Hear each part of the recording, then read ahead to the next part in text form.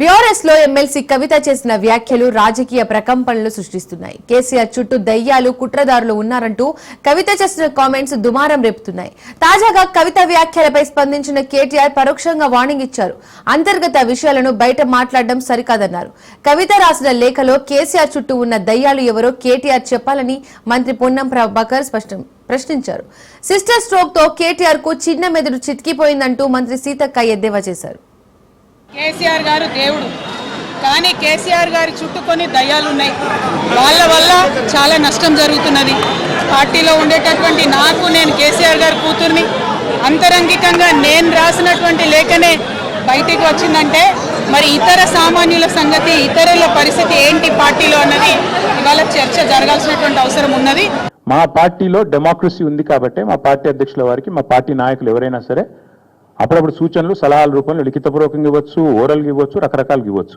మనం ఎవరైనా సరే పార్టీలో ఏ హోదాలో ఉన్నా కొన్ని విషయాలు అంతర్గతంగా మాట్లాడాల్సిన విషయాలు అంతర్గతంగా మాట్లాడితేనే బాగుంటుంది. పార్టీ ఫోరమ్స్ ఉన్నాయి, అధ్యక్షుల వారితో కలిసే అవకాశం ఉంది, లేదా ఆఫీస్ బేరర్స్ ఉన్నారు, కలిసి చెప్పుకునే అవకాశం ఉంది. కాబట్టి అంతర్గతంగానే కొన్ని విషయాలు మాట్లాడితే బాగుంటుంది. అది అందరికీ వర్తిస్తుంది, వీళ్ళకి వాళ్ళకని కాదు. కవిత గారు చెప్పినటువంటి దేవుడు కేసీఆర్, పక్కన దయాలు ఉన్నాయంటా ఉన్నారు. ఆ మాటకు కేటీఆర్ జవాబు చెప్పాలని, జవాబు చెప్పలేకుండా కాంగ్రెస్ పార్టీ విమర్శ చేసి తప్పించుకునే ప్రయత్నం చేస్తూ ఉండు.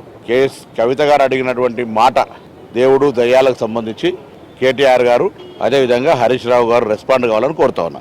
ఇవాళ పాపం కవిత అన్నది మా నాయన దేవుడు గాని చుట్టూ దయ్యాలు, ఆ దయ్యం నువ్వేనైంది. ఈడీ విషయంలో రాహుల్ గాంధీని మాట్లాడే అర్హత నీకుందా?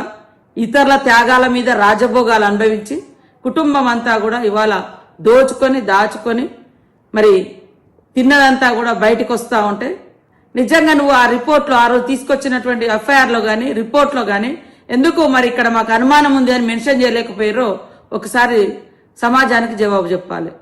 రాహుల్ గాంధీ మీద కక్ష కట్టి ఈడీని ప్రయోగించి ఇవాళ ఏదేదో కుట్రలు చేస్తుంటే మరి మోడీ దగ్గర ప్రశంసల కోసం సిస్టర్ స్ట్రోక్ తో బాధపడుతున్న కేటీఆర్ గారు మా రాహుల్ గాంధీ గారిని, సోనియమ్మను, సీఎం రేవంత్ రెడ్డి గారిని కూడా రకరకాలుగా మాట్లాడుతూ శునకానందం పొందుతా ఉన్నారు. కవిత గారు, మీ లేఖను లీక్ చేసింది ఎవరు? కేసీఆర్ దేవుడైతే దయ్యం ఎవరు? కేసీఆర్ పక్కన కోవట్లు ఎవరు? బీఆర్ఎస్ లో మీపై కుట్ర చేస్తున్నది ఎవరు? సొంత తండ్రిని కలిసి మాట్లాడకుండా లేఖ ఎందుకు రాయాల్సి వచ్చింది? మీకు ఫామ్ హౌస్ లోకి ఎంట్రీ లేదా? ఎవరు మిమ్మల్ని అడ్డుకుంటున్నారు? లేఖ లీక్ కావడం పైన వివరణ ఇవ్వాలని కేసీఆర్ ని అడుగుతారా? మీ పార్టీ వర్కింగ్ ప్రెసిడెంట్ కేటీఆర్ గురించి ఎందుకు మాట్లాడలేదు? ఇంత జరుగుతుంటే మీ కుటుంబం ఎందుకు మీకు అండగా నిలబడడం లేదు? ఎయిర్పోర్ట్ లో మీకు స్వాగతం పలకడానికి బీఆర్ఎస్ నేతలు ఎందుకు రాలేదు? మీరు రాసిన లేఖ నకిలీదని నమస్తే తెలంగాణలో పేపర్లో రాయించింది ఎవరు? ఈ ప్రశ్నలకు మీరు సమాధానం ఇవ్వవలసిందిగా నేను కోరుతున్నాను.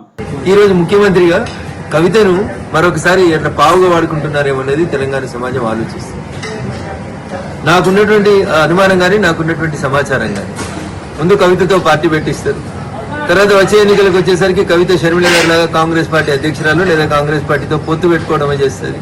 వీటన్నింటినీ క్రోడీకరించి చూసినప్పుడు కవితని కాంగ్రెస్ నడుపుతుందా, కవితని రేవంత్ రెడ్డి గారు నడుపుతున్నారా, కవిత మరో షర్మిల కాబోతుందా అనేటువంటి అనుమానం అయితే చాలా స్పష్టంగా తెలంగాణ సమాజం ముందు